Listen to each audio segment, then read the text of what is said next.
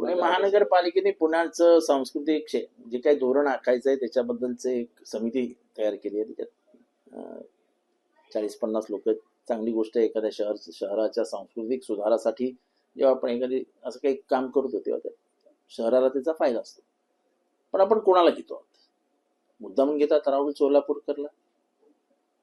त्यांनी शिवाजीराजेंचा अपमान केला, महाराजांचा अपमान केला, महाराजांच्या कर्तृत्वावरती प्रश्नचिन्ह निर्माण केलं, महाराजांच्या शौर्यावरती त्यांच्या हुशारीवरती प्रश्नचिन्ह निर्माण केलं. तो राहुल सोलापूरकरच तुम्हाला लागतो?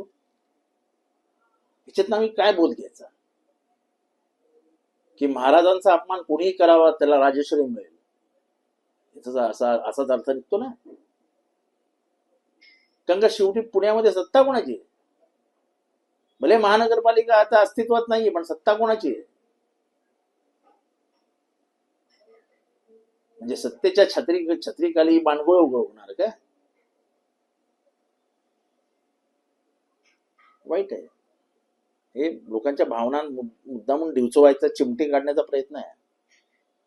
उद्या कोरटकरला घ्या ना तुम्ही महाराष्ट्राच्या समितीवर, करा मोठा.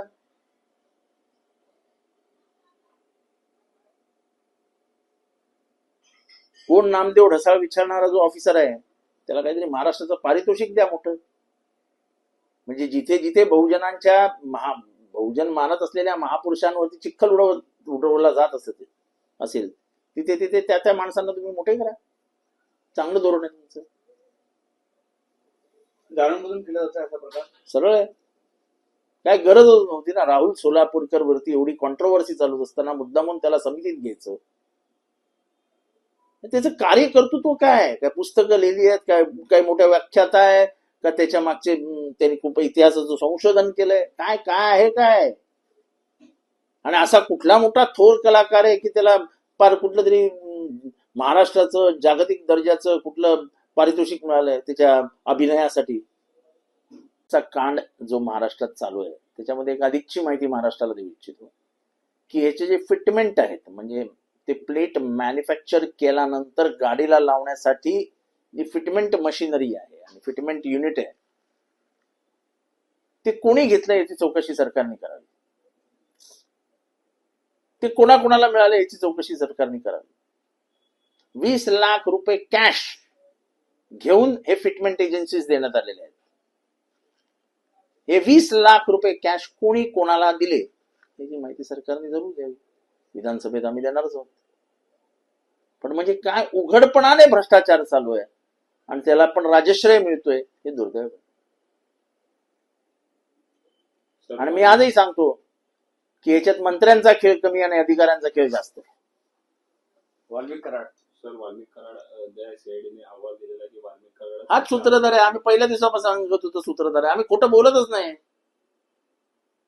आम्ही माहोल तयार करत नाही. जे आम्ही सांगत होतो तेच खरं. लोक हसत होते ना, काय बोलतात उगाच कारण नसतं ना. वाल्मिक कराड त्याचा देव माणूस होता. वाल्मिक कराड माझा खास माणूस आहे. राजीनामा घ्या. खास माणूस, मुख्य सूत्रधार आहे. हे इतका विकृत आहे की संतोष देशमुखची हत्या होत असताना ती लाईव्ह बघत होता तो व्हिडिओ. त्या बिचाराचं एकही हाड जागेवर ठेवलेलं नाही. त्याचं पूर्ण अंगातलं थेंब आणि थेंब रक्त साखळलेलं आहे. अशी हत्या करण्यासाठी का अशी माणसं, असा माणूस आहे विकृत.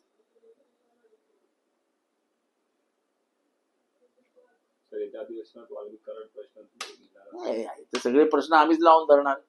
वाल्मिक कराडचं पहिल्यांदा नाव कोणी घेतलं अधिवेशनात? अधिवेशनाच्या बाहेर दरवाज्यात कोणी घेतलं? आतमध्ये जाता जाता पहिल्याच दिवशी अधिवेशनाच्या मी घेतलं आणि आमच्या संदीप क्षीरसागरने घेतलं. त्याच्यानंतर आता विषय पिटला ना. आणि आजपर्यंत आम्ही त्या नाव लावून धरलंय. आणि आम्हाला आनंद आहे की ह्या पाठपुराव्यामुळे सरकारला नमावं लागलं आणि तपास योग्य रीतीने चालू आहे. पण अजूनही मी सांगतो की बीड मध्ये इतक्या हत्या झाल्यात की त्याचा तपास करण्यासाठी जो चौकशी आयोग नेमलेला आहे या प्रकरणाची चौकशी करण्यासाठी त्याचा स्कोप वाढवा. त्याच्या हातात अधिकार द्या आणि इतर हत्यांचीही चौकशी करा. लवकरच कळेल आकाचा आका कोण आहे.